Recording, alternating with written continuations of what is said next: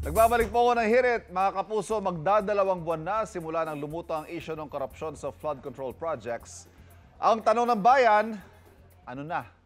Nasa na nga ba tayo sa issue na ito? Ang latest development ngayon, yung mga pagdinig ng ICI ay ila-livestream na. Malapit na kayang may managot? Kailan may makukulong? Naku, pag-usapan natin yan dito sa Issue ng Bayan.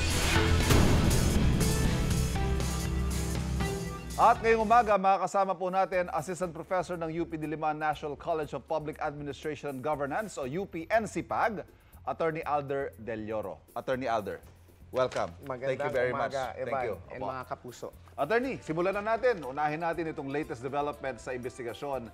Ayon sa ICI, starting next week, magsisimula ng i-livestream ang mga isasagawang pagdinig ng komisyon. Anong your thoughts on this? Well, this is a significant development sa transparency and participatory governance. Mahalaga ito sa accountability at para ibalik yung tiwala ng taong bayan. Pero bilang abogado, kailangan nating balansehin. Yes. Kasi dapat maliwanag ang mga panuntunan kung paano ang live streaming, especially kung may mga sensitibong impormasyon at mga karapatan na maaapektuhan. So, if done properly, this is a good example of open government in action. May nagkomento ho huwag naman natin gawing circus ha. Baka mangyari, maging ano lang siya, parang akusahan itong si ganito and then, you know, it might become what they were trying to avoid it to be, yung trial by publicity. Kaya mahalaga na magkaroon ng panuntunan na maliwanag kung paano isasagawa ang live streaming. Clear rules. Yan. Narito. Kahapon po, isa sa mga pinag-usapan ang naganap na sunog sa opisina ng DPWH. Siyempre, yung taong bayan, attorney, hindi maiwasan magkaroon ng kanya-kanyang espekulasyon. Ano bang tingin nyo sa magiging epekto nito sa ahensya at sa isinasagawang investigasyon? Well, ayon sa ulat, we are happy to know na sabi ng DPWH, wala raw mga nasunog na mga dokumento. Pero the good thing is, sabi ng Ombudsman, magsasagawa pa rin ito ng investigasyon para makita kung ano yung dahilan ng sunog at kung may mga ebidensya ngang nakompromiso. Siguro bilang isang kawani ng public administration, ang importante nating matutunan dito yung pagsaayos ng records management. Yes. And dapat disaster prepared ang ating mga ahensya ng gobyerno. Importante din yung malinaw na komunikasyon para yung mga agam-agam ng taong bayan ay maiwasan. And of course, digital na sana tayo. Huwag na yung mga papel kahit masunog yan. Kung meron tayong mga soft files, di okay lang. Samantala, narito pa ang isang malaking usapin ngayon, attorney, yung Statement of Assets, Liabilities and Net Worth o yung SALN. Ilang mga politiko, attorney, mga senador, mga mababatas naglabasan ng kanilang mga SALN. Pero, para mo na malaman ng mga kapuso natin, attorney, ano ba itong SALN na ito? Well, ang Statement of Assets and Liabilities and Net Worth, para maintindihan... Meron ho kaming sample dito ng SALN, dito sa ating screen. Ayan. Sworn Statement of Assets, Liabilities and Net Worth. Ano bang kinilalaman nito, attorney? Go ahead. Okay, bago yan, Ivan,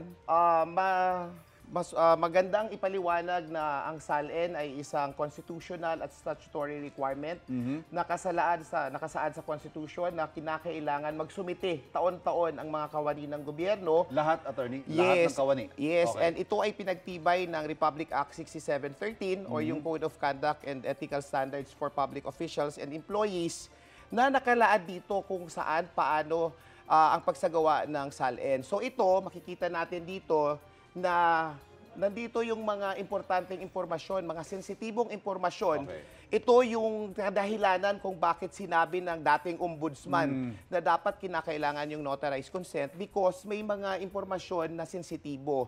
Pero ano nga ba yung mga mahalagang aspeto nito? Meron siyang assets. So sa assets, dalawang klase yan, Ivan. Yes, yung real properties and yung personal properties. Yung real properties, ito yung mga lupain. At nakikita dito, ano yung assessed value? Malimit ay nandyan yan sa tax declaration.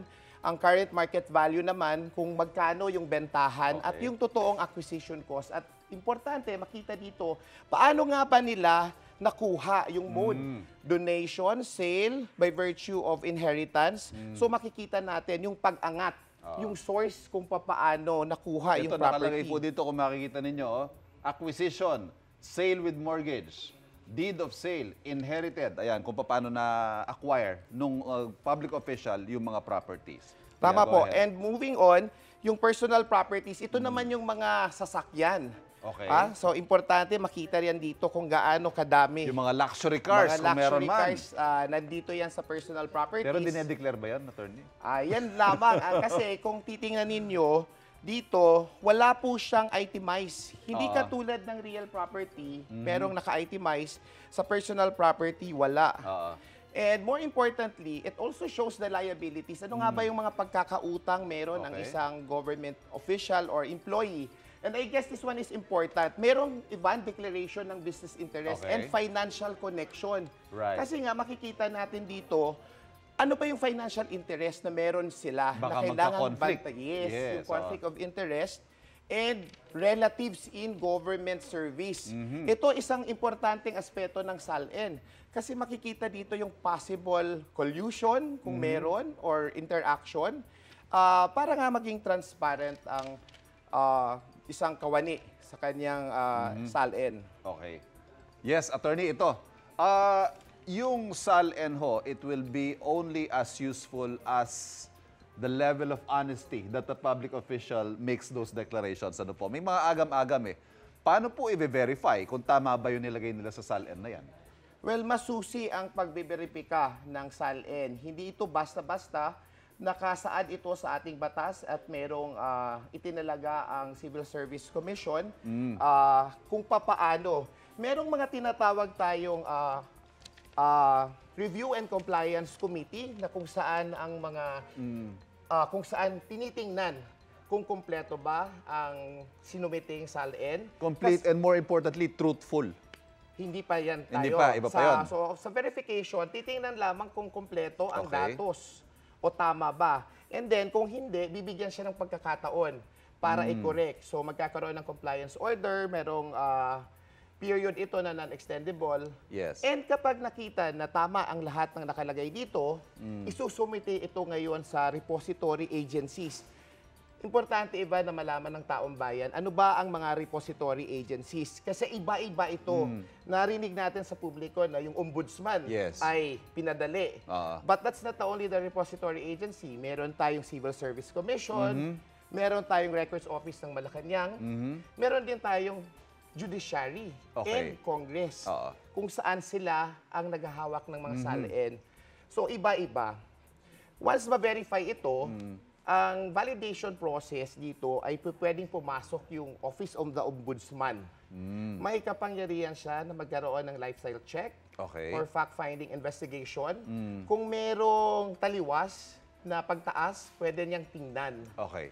Importante din, Ivan, na dapat kasi yung SALN talaga, ang proseso ay ito ay bukas sa publiko. Yes. Kasi magkakaroon ito ng indirect lifestyle check, yung mga mamamayan mismo.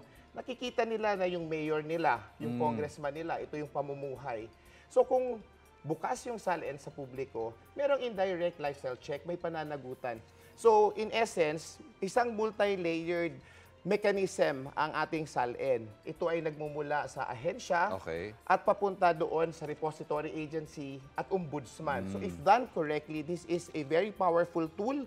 Hindi lang siya isang legal na dokumento, ito ay patunay na ang gobyerno ay talagang isinasapuso ang prinsipyo ng public service But and again, public trust. doon pa rin tayo doon sa goodwill at doon sa honesty ng public official to declare the actual value of his or her assets. Paano kung pinangalan sa kaibigan o ibang kamag-anak yung mga ari-arian niya para hindi masilip sa kanyang SALN? Well, kapag ito ay ipinangalan, ito ay tinatawag nating proxy.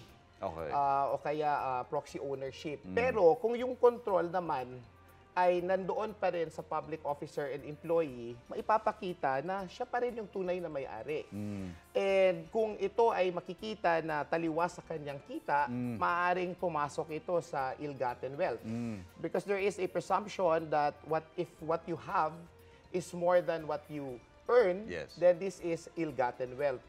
So regardless, regardless kung ipinangalan, pag napatunayan na ito ay ill-gotten, mapapanagot pa rin natin yung public official. I was going to go there next. Paano, attorney, kung hindi tugma yung sweldo sa total net worth sa SALN. For example, salary grade 25 or 20.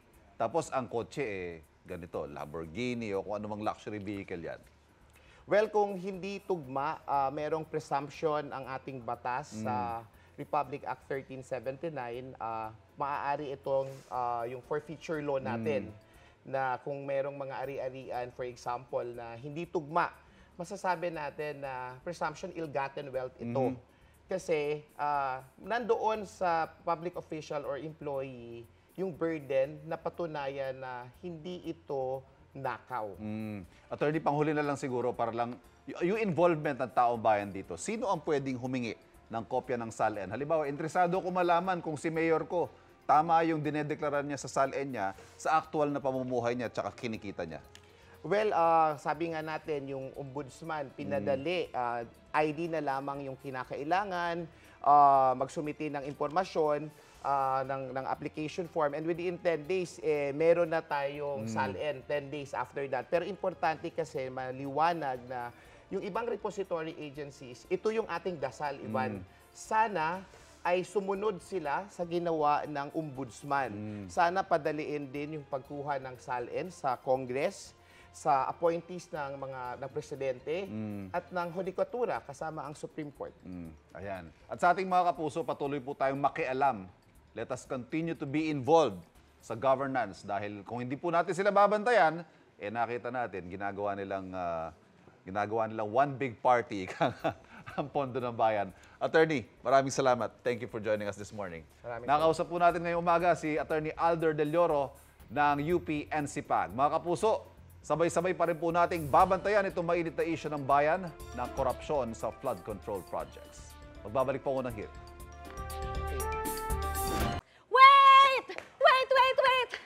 Wait lang! Huwag mo muna i-close. Mag-subscribe ka na muna sa GMA Public Affairs YouTube channel para lagi kang una sa mga latest kwento at balita. I-follow mo na rin ang official social media pages ng Unang Hirit. Thank you. O sige na.